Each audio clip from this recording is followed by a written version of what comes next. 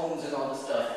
So I wrote this poem for when the Philippines was going through the flood, and I think now it's fitting because now maybe you can understand where I'm coming from with this. And here's the thing: I'm not saying like that we're bad people, but Filipinos have the tendency to move to this country and then forget where they come from because you get so wrapped up and you get what they call Americanized, right? And then you start doing and you forget like who you were. And then like okay, I know Haitian people got made fun of just as much as Asian people did, right? We just ain't a few, we just said silent H, right? But okay. Right? But it's the truth. And so growing up, no joke. When I was growing up, I had like this bowl haircut that my grandmother used to give me, right?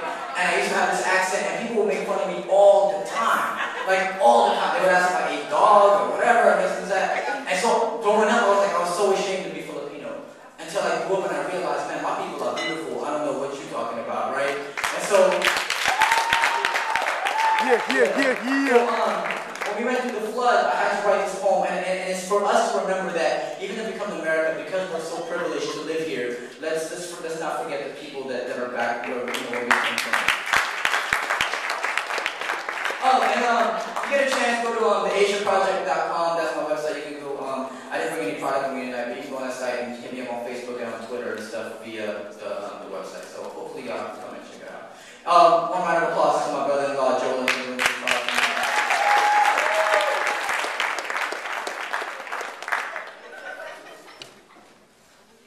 Bring me your tired. Bring me your hungry and your poor, so we came. Huddled our families into commercial jet planes. Skipped our rocks across oceans. Picked them up on western shores.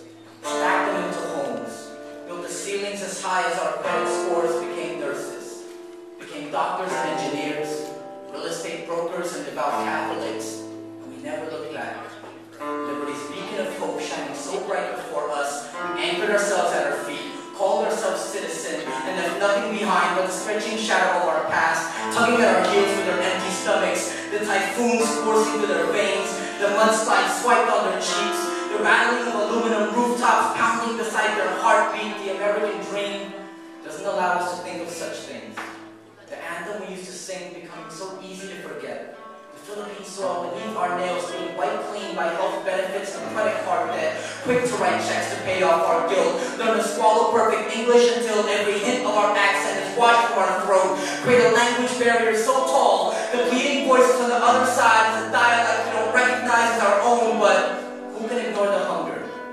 Who can ignore the rumbling of stomachs that echo from home, the weight of their bellies heavy from swallowing stones? They search for Jesus in our eyes that we may turn those stones to bread. But we chose to remain silent instead, as if the flood waters could never reach our doors, as if we can't imagine having to be the father, protecting his family from the storm, praying that the roof isn't as frail as his spirit, try pretending not to hear it, when a 12-year-old girl holds her scream as a shame, rips through her womb as swiftly as the tourists that paid her. Imagine her mother, having to wash that bloody skirt in the river, her tears falling into the current, brought over to our beaches with the morning tide.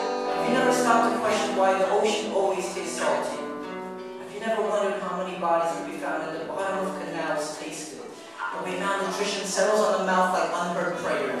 The way dehydration makes it impossible to shed tears to show how much they hurt. Because while we button up our shirt and straighten our crooked ties, we can't hear them pounding on our doors from the other side saying, "Be careful who you impress."